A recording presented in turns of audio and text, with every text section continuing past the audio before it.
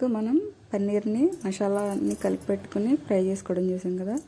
ఇప్పుడు అందులోనే కర్రీ వేసేసుకుందాం. పన్నీర్ వేపిన దాంట్లో ఉల్లిపాయ టమాటా వేపి మిక్సీ పట్టిన పేస్ట్ ఇది. పన్నీరు, పసుపు, ఉప్పు, కారం, గరం మసాలా, కొద్దిగా సాల్ట్ వేసుకొని కొంతసేపు పక్కన పెట్టుకోవాలి. దాన్ని ఫ్రై చేసి తీసేసాము. ఉల్లిపాయ టమాటా వేపి దాన్ని మిక్సీ పట్టేసుకోవాలి. ఇప్పుడు దీన్ని ఈ పేస్ట్ బాగా ఫ్రై అయ్యే వరకు వేపుకుందాం. దీంట్లో కొద్దిగా జీలకర్ర పొడి, కొంచెం ధనియాల పొడి, కొద్దిగా కారం వేసి బాగా కలపాలి. చాలా అంటే చాలా టేస్టీగా ఉంటుంది ఈ పన్నీర్ కర్రీ. చపాతీలోకైనా రైస్లోకైనా చాలా చాలా బాగుంటుంది, రోటీస్లోకి. కొంచెం కసూరి మేతి వేసాను. గరం మసాలా పౌడర్ కొద్దిగా,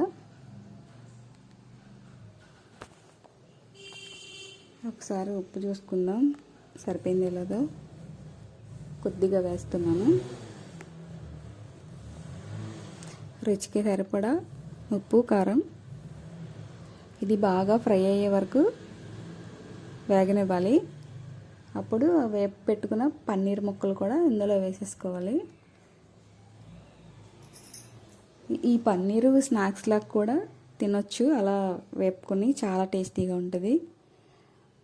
పన్నీర్ తింటే చాలా మంచిది, కొలెస్ట్రాల్ ఏమి ఉండవు. మళ్ళీ కొంచెం కసూరి మేతి వేసాను టేస్ట్ కోసం. ఆకుకూరతో పాటు తింటే చాలా మంచిది.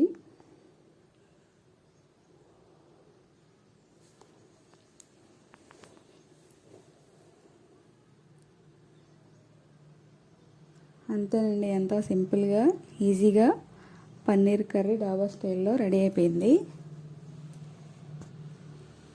చాలా అంటే చాలా టేస్టీగా ఉంటుంది. ఇలా ఒకసారి ట్రై చేయండి. కొద్దిగా వాటర్ పోసుకుందాం అన్నీ మగ్గిన తర్వాత. ఒక చిన్న కప్పు వాటర్ పోసాను, లైట్గా మళ్ళీ సాల్ట్ వేసాను.